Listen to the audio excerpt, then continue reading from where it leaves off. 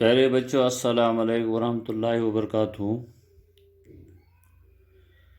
چونکہ ہمارے اس نثری اصناف میں جو سب سے ابھی 7واں جو ہے وہ ہے نثری اصناف میں فہرستی مضمون کے حساب سے حصہ نثر کا آخری جو ہے وہ ہے مرزا غالب، جس سے الطاف حسین حالی نے ان پہ بات کری ہے یا ان پہ قلم چلایا ہے، اس پہ آج ہم بات کرنے کی کوشش کریں گے۔ تو مرزا غالب جو ہیں، اصل میں یہ مرزا غالب یہ جو ہمارے نصاب میں شامل ہیں یہ ہے یادگار غالب سے ماخوذ ہیں۔ تو اس کا خلاصہ ہم پیش کرنے کی کوشش کریں گے۔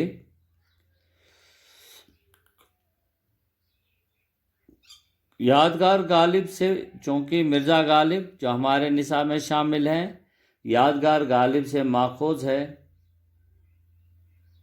یہ عنوان یادگار غالب سے ماخوذ مرزا غالب کے عنوان سے ہمارے اس نصاب میں مرزا غالب کے عنوان سے اس مضمون میں حالی نے غالب کی شخصیت کے مختلف پہلوؤں کو اجاگر کیا ہے۔ کہنے کا مطلب یوں کہ یادگار غالب سے ماخوذ مرزا غالب کے عنوان سے اس مضمون میں حالی نے غالب کی شخصیت کے مختلف پہلوؤں کو اجاگر کیا ہے۔ ان کے اخلاق کے بارے میں لکھتے ہیں کہ وہ ہر ملنے والے کے ساتھ نہایت خوشی اور گرم جوشی سے ملتے تھے، دوستوں کو دیکھ کر بہت خوش ہو جاتے تھے، ان کی خوشی میں بھی ان کی خوشی میں بھی اور ان کے غم میں بھی برابر شریک رہتے۔ یہی وجہ تھی کہ ملک بھر میں ان کے متعدد دوست موجود تھے۔ ان باتوں کا ثبوت ان کے خطوط سے ملتا ہے۔ وہ دوستوں کے خطوط کا جواب دینا اپنا فرض سمجھتے تھے۔ دوستوں کی فرمائش سے وہ کبھی تنگ نہیں کرتے تھے، بلکہ ان کی فرمائشوں کو پورا کرنے میں خوشی محسوس کرتے تھے۔ دوستوں کے بے رنگ خطوط بھی قبول کرتے تھے، لحاظ اور مروت مرزا کی طبیعت میں کوٹ کوٹ کر بری تھی۔ آخری عمر تک اشعار کی اصلاح کا فریضہ انجام دیتے رہے۔ چونکہ مرزا غالب کی آمدنی کم تھی، لیکن ان کا دل بہت بڑا تھا۔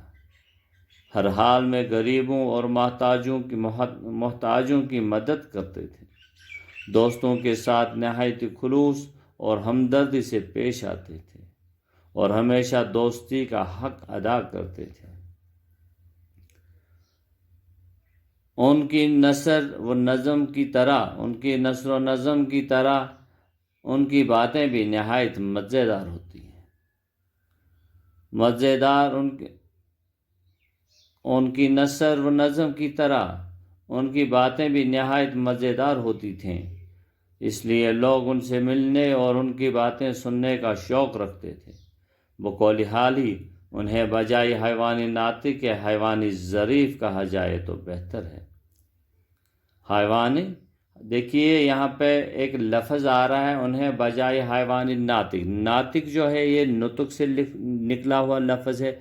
نطق کے معنی ہیں بولنے والا، ظریف ظرافت سے ہے، اور پھر یہ کہتے ہیں کہ اسے حیوانی ناطق کے بجائے حیوانی ظریف کہا جائے تو بہتر ہے۔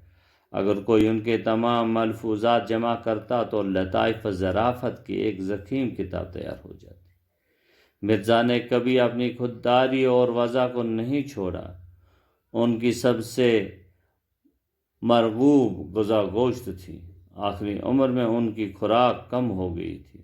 عام طور پر صبح وہ بادام کا شیرہ پیتے تھے، دن کو گوشت کا قورمہ، بوٹیاں، شوربہ، پھلکا اور کبھی کبھی انڈے کی زردی نوش فرماتے تھے۔ شام کا شامی کباب کھانے کے لیے مرزا جو تھے، شام کا شامی کباب مرزا کھانے کے لیے، یعنی کہ شام کا شامی کباب کھانے کا انہیں بہت شوق تھا۔ وہ اس کے بہت بڑے شوقین تھے۔ پھلوں میں ان کا آم بہت پسند تھے۔ ان کے دوست دور دور سے ان کے لیے آم بیچتے تھے۔ وہ خود بھی اپنے بعض دوستوں سے آموں کی فرمائش کرتے تھے۔ آموں سے ان کا دل کبھی نہ بھرتا تھا۔ مرزا کے مزاج میں طنز و مزاح اور ظرافت کوٹ کوٹ کر بھری تھی۔ وہ بات بات میں ظرافت کا پہلو نکالتے تھے۔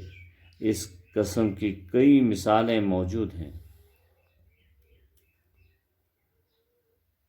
مختصر سا ہم نے جو یہ آپ کے سامنے اس مرزا غالب کا خلاصہ پیش کرنے کی